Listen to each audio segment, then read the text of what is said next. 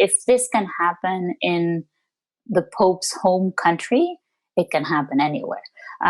So that clearly will have a domino effect and mobilize the women's rights movement.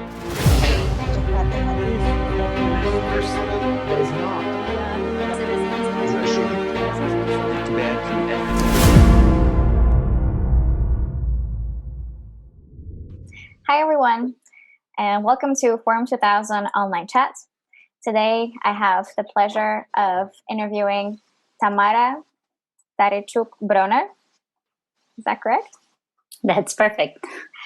She is the Acting Deputy Director, America's Division at Human Rights Watch. She joined Human Rights Watch as a fellow in September 2005. After a year, she became Human Rights Watch Mexico researcher and is currently Acting Deputy Director of Human Rights Watch America's Division, covering several countries in the region. She has been covering Venezuela for the organization for over a decade. She previously was a junior scholar at the Latin American program of the Woodrow Wilson International Center for Scholars, where she coordinated a project on citizen security in Latin America and worked at the Inter-American Commission on Human Rights of the Organization of American States. Taraciuk was born in Venezuela and grew up in Argentina, where she studied law at Torquato Di Tello University.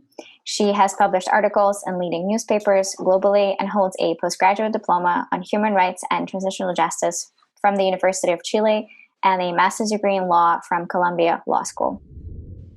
Welcome once again, and it's such a pleasure to be interviewing you today on a very important topic. We will be discussing the new law that was adopted in Argentina. And I guess I will just start by asking you, what does it mean? What does it mean to legalize abortion in Argentina? And what does it mean for the wider region? Thank you for having me. This law is a very big deal. It allows women to have access to abortion on demand during the first 14 weeks, and then access to abortion on specific circumstances, which are when the health and the life of the mother is at risk and in cases of rape. And it's very important because Argentina had these exceptions in the criminal code for a long time, but in practice, women continue to have problems to access abortion. What we found when doing research on this in Argentina is that women had a lot of difficulties accessing abortion, even in the legal cases allowed by law. So what you found was, arbitrary gestational limits imposed by hospitals, harassment by doctors and mistreatment, conscientious objection in certain hospitals where there was no quick referral, so that caused delays and sometimes the impossibility to access the practice. As I said, even in cases when the law allowed it. So this new law, what it does is just allow women to have an effective choice. If they want to have access to an abortion, they will. But it's very important to know that this was possible because this has been an ongoing debate in Argentina for a long time. In 2018, the law almost passed. It was narrowly defeated in the Senate, and it passed this time. And we can talk more about why this time it happened. But this time it did pass, and it's certainly given the relevance and the influence of Argentina and the fact that this is the country of the Pope. This is certainly going to have an impact in the region, mobilizing those who have been pushing for this wider protection of women's rights in other countries in Latin America, but also raising a red flag to those that want to stop this from happening in other countries in Latin America. This is extremely interesting. And yes, if you could elaborate a little bit more on why now, what worked this time, or what was different this time? Well, there are several reasons. One has to do with the political context. In 2018, the government of Mauricio Macri has to get credit for having allowed the debate to happen. The president at the time allowed this conversation to happen in Congress, in the public, in the households, despite his personal convictions against abortion. However, the government was not behind the bill and was not behind the project. That is very different now. the government of Alberto Fernandez talked about legalizing abortion during the campaign. In March, when he went before Congress for our State of the Union, he said he would send the proposal, and his administration has actively backed this up. But also, I think there are two other interesting elements this time around. One is that the way the project was presented by the administration was as a public health issue. This is not just a human rights issue. This is not just about women's rights, which is obviously, an important reason why this should happen. But this is also about public health and how, abortions still happen, but it happened clandestinely and it happened unsafely, putting at risk the life and the health of women. And this generated a problem from a public health perspective for the government. And the other element that I think is important is that the government presented two bills. One is this bill to legalize abortion that we're talking about. And they presented another bill that provides support to women during the first 1,000 days of the child. So women actually have a choice. If they want to go ahead with a pregnancy, they will have state support. If they want to have an abortion, they will have a legal and safe abortion in the first 14 weeks. So I think this combination of all these factors made it different this time, but it couldn't have happened this time without the history in Argentina of the women's rights movement pushing for this for a very long time, the debate in 2018 where hundreds of people passed through Congress to provide their views in favor or against. Like that, this set the stage in a way that allowed it to happen this time with these new elements.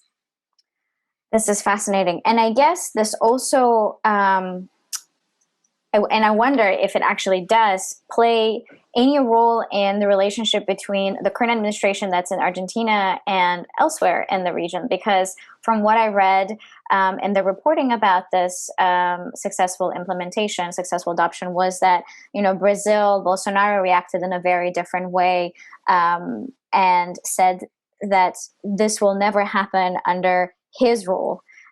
Or that in Paraguay, the Congress actually marked that day with a minute of silence. And so I wonder, how is that playing into the relationship between the countries in the region, between the administrations in the region? If you could, say a few words on that. Obviously, the issue of abortion is very controversial, not only in Argentina, but elsewhere. And a lot of personal and religious convictions come to play when people talk about abortion. So I think it's very difficult to talk about, administrations when talking about this issue. Everyone just has very strong views. What was relevant of Argentina's vote this time was, trying to set aside those personal convictions to talk about this as a public health issue. And as I said, I do think this is going to have or could have a domino effect in the region, given Argentina's size and relevance. But it can happen in different ways. So, for example, in Chile, the upcoming constitutional discussion is likely to be an opportunity to put this issue on the table once again. In Colombia or in Brazil, this may happen through the courts. There are cases pending, or in Ecuador, cases pending before high-level courts that could talk about the issue and move forward in favor of protecting women's rights issues. So it can happen not necessarily through the administrations, because obviously, you mentioned the case of Bolsonaro. He has his personal views on everything, not just on abortion, that affect the policies from the Bolsonaro administration. So I think, this is an opportunity. And as I said, if this can happen in the Pope's home country, it can happen anywhere. So that clearly will have a domino effect and mobilize the women's rights movement that will have, they will have to find different avenues depending on the context in each particular country. Absolutely. And speaking of this legal context, I have actually a question about the new development that came out on January 10, and Argentina announcing that it will actually drop the criminal cases that were launched against women who did have an abortion. And according to one of the local organizations and the data that they've gathered, there were over 1,500 at least such cases, and that's just from the group that they were able to speak with. And, it's really interesting to actually see this come through and what it means in a larger context. Does that mean that women all of the pending cases will be completely annulled? What does it really mean in reality? That's an important development. We haven't documented that many cases or those specific cases, but what we do know, not only in Argentina, but anywhere else, is that first, criminalizing abortion doesn't stop women from having abortions. Clearly, it doesn't. It just forces them to undergo the procedure in unsafe and clandestine environments that put their health and lives at risk. So dropping charges that have been put forward in these cases is important. And it's a clear consequence of the law, right? If it's legal, you shouldn't have anyone in jail or prosecuted for that. And that's an issue not only in Argentina, but elsewhere. So I do think that's an important development, and one that is consistent with having a law that legalizes the practice in the first 14 weeks.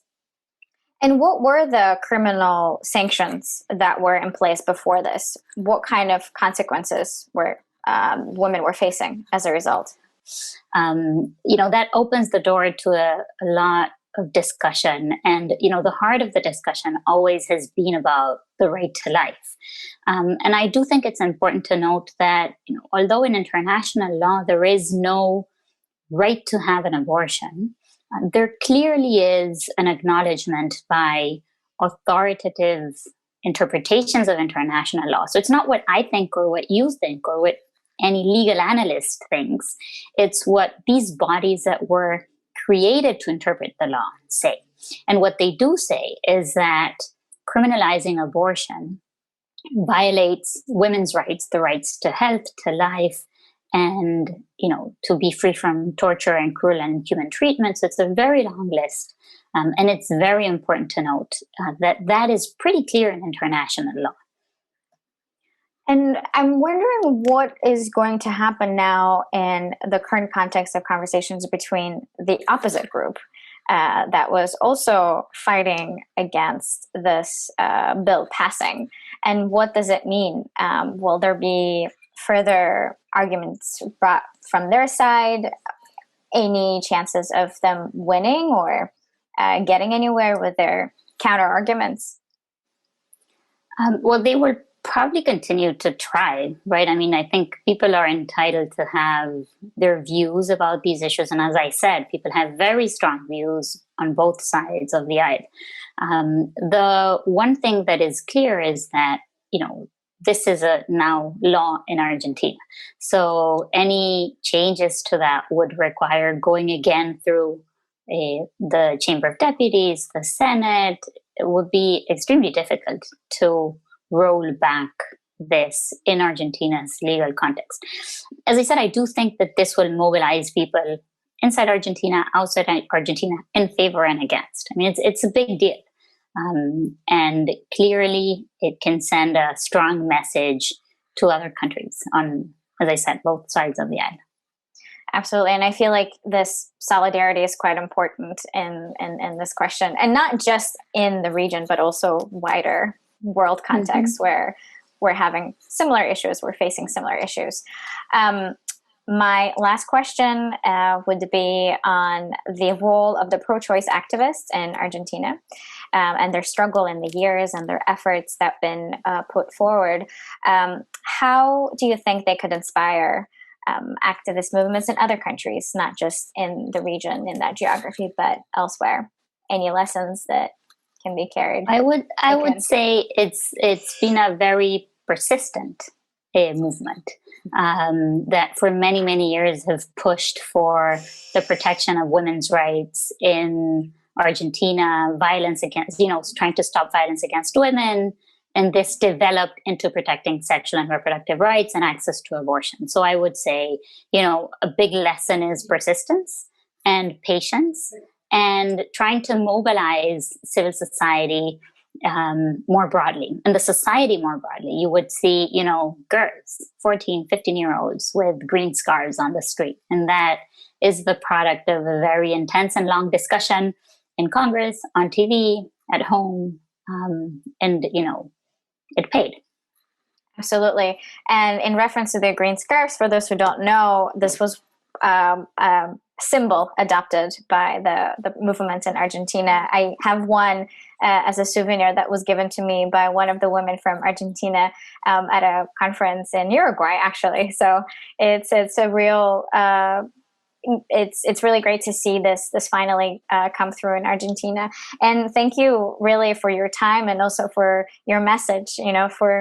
I think patience and persistence have become one of the key words of the last year, and kind of adds to the broader sort of solidarity movement that these are certainly needed if you really want to achieve really any change on any level. Thank you so much, Tamara, for doing this interview, for enlightening us. This has been extremely interesting, and I would really love to stay and continue talking to you, but we are limited in time, unfortunately. But I do hope that we get a chance to meet in person and actually have a conversation around this and other, I'm sure, very interesting topics. Thank you so much. That would be lovely. Thank you for having me.